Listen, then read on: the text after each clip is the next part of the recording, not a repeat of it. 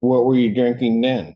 Twisted tea, Your Honor. You just are continuing to consume alcohol. Quite frankly, need to go inpatient. I mean, you know you can't do this on your own. Correct, sir. Mr. Duncan is the sole care provider for his 95-year-old mother. I don't necessarily disagree with what this court just stated, and I don't think Mr. Duncan does either. Would the court consider allowing him to be put onto a scram tether? My point in that is he's highly intoxicated during these felonies. So that's certainly a concern if he were to be released, even on a scram tether. This defendant really walked into Gord acting like he could trick the entire justice system with a couple excuses about his drug tests. It just blows my mind how some people treat a court hearing like it's optional homework, especially when they're already tied to a serious criminal case. The prosecutor doesn't even have to try in this clip. The facts alone make it so obvious this guy should not be walking around free. Defendant reminds me of that friend who gets caught red-handed and still swears they're innocent even though everybody knows the truth. Let me know in the comments if you think people like this deserve another chance on bond, or if zero tolerance is the only way to keep the courtroom sane. Let's dive in. Hey, Dustin, just state your name for the record, please. Dustin Duncan. All right, Your Honor, thank you for recalling this matter. So based on Mr. Duncan's appearance, I would ask the court to withdraw the bench warrant. What was his name? There's a bond violation. Yeah, no, I see it. Well, you see the violation. The violation was the reason that I issued the warrant in this case. Right, Your Honor. I've discussed the bond violation with Mr. Duncan. And Your Honor, to his credit, he did contact his community corrections agent and admitted. When did he do that? To consuming alcohol. The report indicates that he did, or it may have been the email actually that was sent out by Mr. Casey, where it indicated that Mr. Duncan did call him and admitted to drinking a twisted tea on September 13th, which is what ultimately led to the positive test on that date. I mean, then obviously we do have other issues. I'm aware of that, but at least he did admit to consuming alcohol to his community corrections agent. I can tell you that based on my discussion with Mr. Duncan, he has started attending some meetings with the Alano Club. He has reached out to Home of New Vision. He's an admitted alcoholic, Your Honor. Pickett. I understand all of that, but my other problem is that given the other sort of mistest, I mean, what about you say the twisted tea on the 13th? What about on August 30th? What were you drinking then? Same twisted tea, Your Honor. I've contacted Home and New Vision. Can I speak? Well, I just said that, but you're welcome to say it if you'd like to. No, I didn't. I started talking. Contacted Mr. Leroy Pickett with Home and New Vision for a sponsor.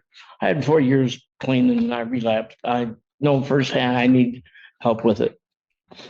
Well, I understand all of that, sir, but so here's part of the problem that I'm having. Not only is there then these tests, he also has then missed tests, of which I would have to assume you're drinking. Yes, I was. So I'm going to ask you this, okay. All right? Okay. I have a bunch of missed tests. But on August 30th, I have the alcohol shows up. On September 13th, alcohol shows up. And we have more missed tests.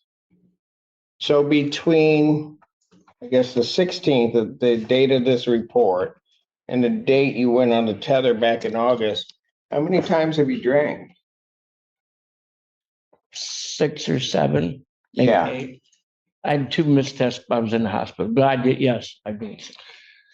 You just are continuing to consume alcohol. And you're playing with the testing so that it appears as though it's just a missed test, when in fact, what it is you're drinking. Yes, Quite frankly, need to go inpatient. You're I mean, you know you can't do this on your own. correct, sir.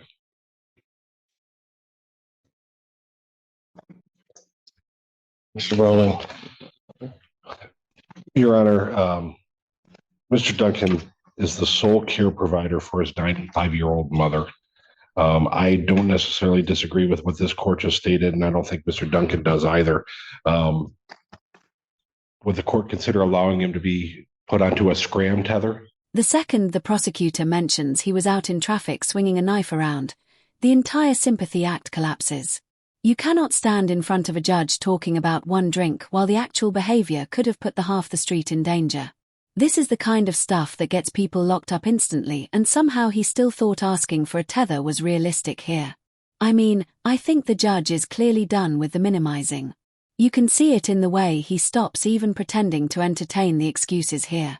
I mean, the attorney here, he's just doing his job, but he keeps trying to soften everything. And like cases like this, some just can't be sugar-coated no matter how hard you spin them. And honestly, I mean, watching the defendant sit there realizing his entire sobriety story is just tough to rough. I mean, I know there's people in the comments who think this guy deserves another chance. Let me know why you guys do, because I see it in every single video defending people like this. But yeah, let's dive back in. The reality is, in this type of circumstance, that doesn't help.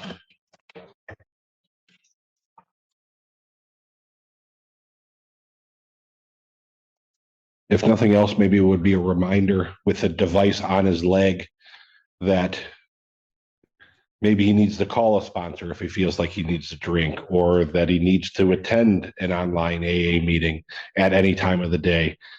Maybe the tether on his body would give a little bit more reminder than the SoberLink sitting on the nightstand table or the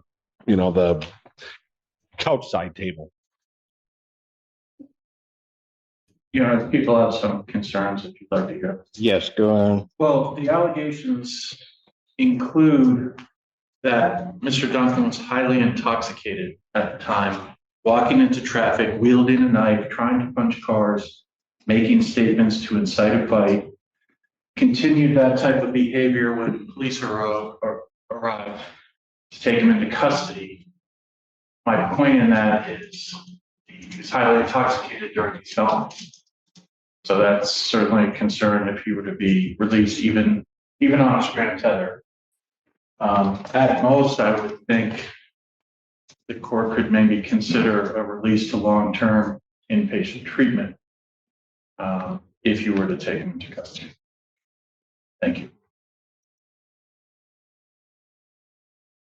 To adjourn the defendant's probable cause conference to September 30th, 2025, 9 a.m.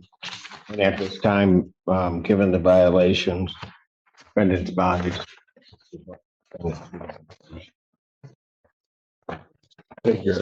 I think this hearing was a perfect example of how fast the courtroom can flip. When someone thinks they can outsmart the system, addiction is real. But once you start putting the community at risk, the judge has no choice but to pull the plug on your freedom. You guys would be surprised how many people get thrown back in custody because they just won't be honest about a slip-up before things spiral. I think the judge did exactly what the law demands here. Protect the public first and then put your feelings second. Pretty hard to feel bad when the defendant here kept pushing his luck until there was nothing left to defend.